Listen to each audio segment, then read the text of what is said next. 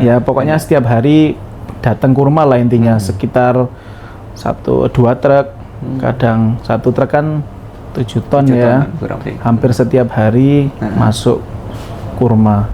Bismillah, assalamualaikum. Waalaikumsalam warahmatullahi wabarakatuh. Bahagia sekali hari ini bisa ketemu di tengah kesibukan mempersiapkan Ramadan ini. Alhamdulillah, Alhamdulillah.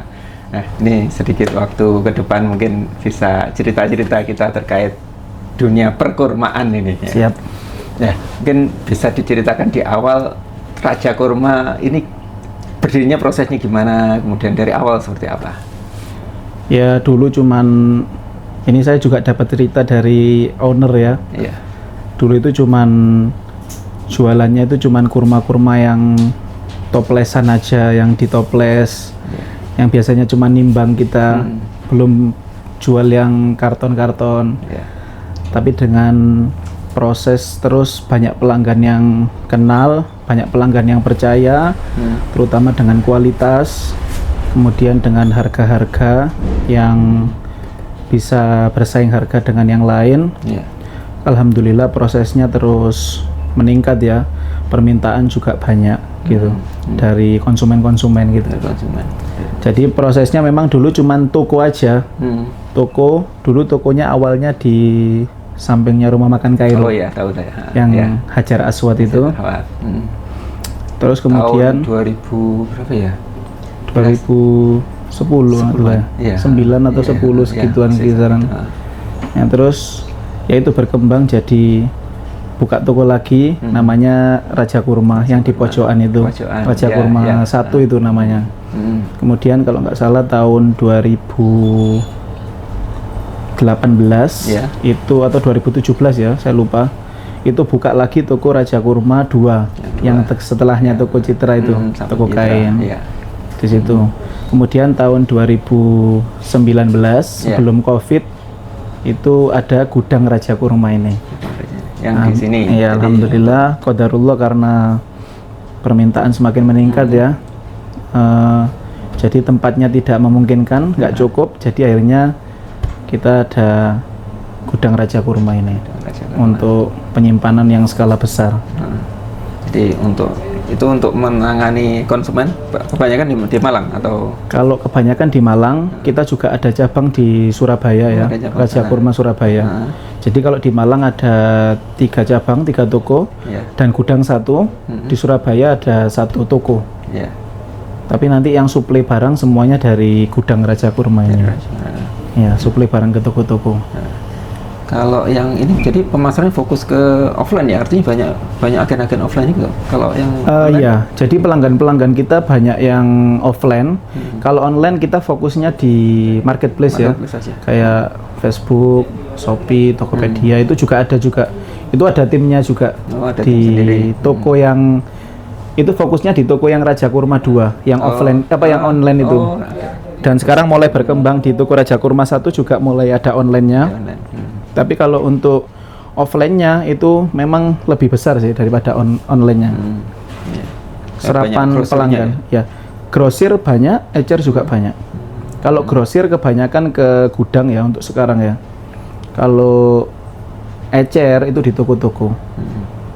Jadi orang-orang yang pengambilan mau dijual lagi biasanya itu grosir kebanyakan ngambil di gudang. Iya, diarahkan sekarang ke gudang. Nah, untuk kurma itu saya ngamati pasar kan memang peningkatan lonjakan dengan di Ramadan, menjelang Ramadan. Benar ya. Nah, ini untuk mengantisipasi atau manajemennya untuk marketing atau stok gimana, kan dia harus selalu ada ya di sini. Nggak cuman Ramadan gini aja. Tapi kurma itu memang sebenarnya belum tentu selalu ada ya, karena kan permintaan nggak cuma di Malang aja. Permintaan kan konsumen kan dari seluruh Indonesia pasti melonjak kalau menuju Ramadan ini ya. Antisipasi kita ya, kita sebelum Ramadan sudah persiapan untuk order barang ya ke para supplier kita. Pastinya kita kan sudah beberapa tahun melalui Ramadan, jadi semakin tahun kita semakin memperbaiki apa kekurangan di tahun sebelumnya. Jadi alhamdulillah setiap tahun itu kita tidak pernah kekurangan barang. Ya, semakin maju ini semakin tidak pernah kekurangan barang. Maksudnya, alhamdulillah suplai barang itu terus ada gitu loh. Cuman kan kurma kan jenisnya kan banyak ya. Banyak jenis ya. Jadi nanti dan banyak merek. Jadi satu jenis itu bisa beberapa merek gitu ya.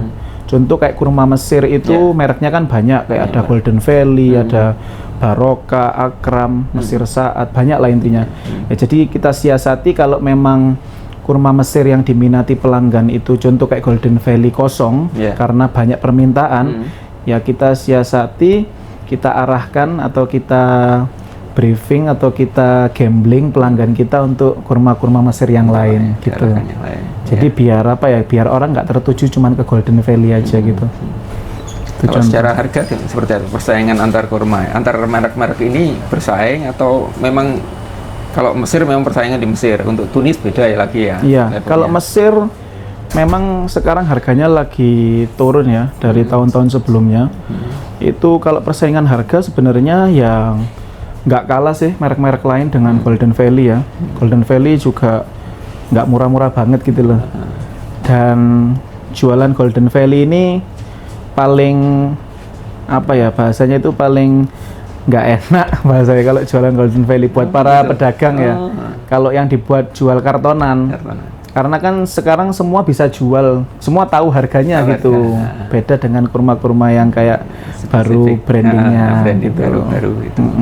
Dari kurma yang paling mahal, paling murah bisa disampaikan apa aja? Kalau untuk paling murah sekarang kurma Mesir ya kayak Golden Valley itu biasanya satu karton itu sekarang kisaran 200 hingga 210. Itu juga itu per karton 10 kilo. Itu tergantung pengambilan. Jadi kalau ngambilnya banyak nanti harganya juga bisa menyesuaikan lah. Kalau yang paling mahal itu saya ada jenis kurma, itu kurma beberapa jenis ya, ada kurma Madinah. Itu kurma Madinah itu ada kurma Mabrum, ada kurma Ambar, ya nanti bisa tak spillkan gambar-gambarnya ya. Sama ada kurma Mejol, Mejol Palestina ya. Ya khusus di Raja Kurma itu mejolnya kita asli dari Palestina. Kita punya sertifikatnya juga dari penjualnya itu dari Palestina. Jadi ada. Jadi kan memang sekarang tersebar kurma-kurma Israel ya. Kebanyakan yang khusus yang mejol itu, bukan kurma yang lain. Seperti itu. Jadi kalau yang ini dari supplier, ini memang langsung kontak sana atau memang ada importir di Indonesia, kita ngambil dari importir atau langsung bisa langsung akses? Kita diimportir di Indonesia sih, kebanyakan. Kita disuplai dari importir di Indonesia sih. Dan alhamdulillah juga masih bisa bersaing harga bagus Mas ya. Bisa di-spill dalam 1 tahun itu kalau kita lihat rekap berapa ton bisa suplai dari Raja Kurma? Kalau untuk hari-hari biasa ya standar lah ya. Kalau hari-hari biasa paling kalau kurma Mesir itu 1 bulan itu paling sekitar ya paling 1 bulan itu 500 sampai 700 karton kalau hari-hari biasa. Itu selama 1 bulan. Kalau Ramadan ini ya berapa kontainer? Masya Allah ya banyak ya, pokoknya setiap hari datang kurma lah intinya, sekitar 1-2 truk, kadang 1 truk kan 7 ton ya, hampir setiap hari masuk kurma di menuju Ramadan hingga momennya itu biasanya 10 hari sebelum Ramadan hingga 10 hari setelah Ramadan. Itu momen yang terbaik jualan kurma itu tadi. Nanti biasanya setelah 10 hari itu mulai berlarut-larut, berkurang lah penjualan, nggak seperti yang waktu-waktu itu tadi. Terakhir ini mungkin ada saran masukan untuk teman-teman yang lagi lihat podcast Siska, untuk barangkali mereka tertarik untuk bisnis kurma, apa yang perlu disiapin dan bagaimana manajemennya? Iya, sebenarnya kurma ini kan kebutuhan sehari-hari. Kadang ada orang buat puasa Senin Kamis, kadang ada orang buat puasa Daud. Dan yang paling penting itu jualan kurma itu penyimpanan. Ya, jadi kita punya penyimpanan. Karena kalau kita nggak punya penyimpanan, itu pasti ujung-ujungnya nanti rugi, pasti. Karena apa? Kita Walaupun kurma, contoh ya, kayak kurma, ini kurma ajwa ya. Kurma ajwa misalnya baru ini, kita datang baru dengan expired yang baru, dengan kualitas yang baru. Kemudian kita penyimpanannya kita nggak tahu harus ditaruh kulkas apa enggak, apa bisa di luar apa enggak. Itu nanti walaupun expirednya baru, dia 2 bulan sudah keluar kutunya, sudah baunya sudah beda. Karena kurma ini kan jenis buah, sama kayak buah-buah lain. Semakin hari kualitasnya pasti semakin turun. Tapi contoh kayak kurma Tunisia ini ya, walaupun nanti dia di kulkas sudah melebihi expired, walaupun ya itu ya, tapi dengan kualitas penyimpanan kita baik, dia tidak akan pernah berubah rasa dan paling berubah pun itu nggak signifikan lah, gitu loh. Jadi nggak terlalu kelihatan. Jadi makanya kadang penyimpanan itu penting diperhatikan bagi para maksudnya pelanggan-pelanggan yang ingin berjualan kurma ya. Itu nomor 1 itu masalah penyimpanan. Dan karakter antar biji kan beda-beda, harus diketahui ya. Iya, karakter antar kurma maksudnya itu berbeda-beda. Ada kurma yang wajib masuk ke freezer. Itu contohnya kayak rutop. Rutop itu wajib masuk freezer karena kalau nggak masuk freezer itu 2 hari aja dia sudah 2 hari lah, maksimal 3 hari itu sudah matang, sudah baunya sudah asam kecut dan warnanya sudah mulai menghitam. Kemudian kurma sukari. Sukari itu sebenarnya wajib di freezer ya, biar kualitasnya bagus terus. Tapi di kulkas juga bisa. Di kulkas kayak sampai 0 derajat sampai -3 lah, itu masih bisa lah. Masih kuat dia selama 1 bulan gitu saya kuat. Tapi sebenarnya yang diwajibkannya sampai -18, sampai -19. Benar-benar beku biar benar-benar fresh, kan kurma fresh. Nah, kalau untuk kurma kayak Tunisia, kemudian kayak BAM, kurma anggur, itu wajib juga di kulkas. Mungkin dia di luar di suhu ruang itu kuat sekitar 5 hari, maksimal 7 hari itu sudah harus masuk kulkas lagi. Kalau kurma ajwa itu sebenarnya di luar kuat dia, tapi kan kurmanya mahal, jadi sayang gitu loh. Kalau sampai rusak kan ruginya kan lebih besar. Jadi memang kurma ajwa ini juga diwajibkan masuk ke dalam kulkas ya, bukan freezer ya. Jadi ke kulkas saja sudah cukup. Kalau untuk kurma-kurma yang lain kayak Mesir, Kholas, terus Emirat atau Sayur, kemudian kayak kurma-kurma jenis yang kering, itu di luar nggak apa-apa selama 1 bulan, kadang 40 hari itu masih kuat gitu. Insya Allah banyak informasi terkait kurma ini. Baik, mungkin di momen terakhir boleh bisa di-spill kalau pengen kulaan atau belanja langsung kurma bisa di mana dan disebutkan? Ya, kita outlet kita di Malang ada 4. Ya, ada Gudang Raja Kurma. Gudang Raja Kurma di Jalan Timur nomor 10 Kasin Malang. Berdekatan dengan kuburan Kasin.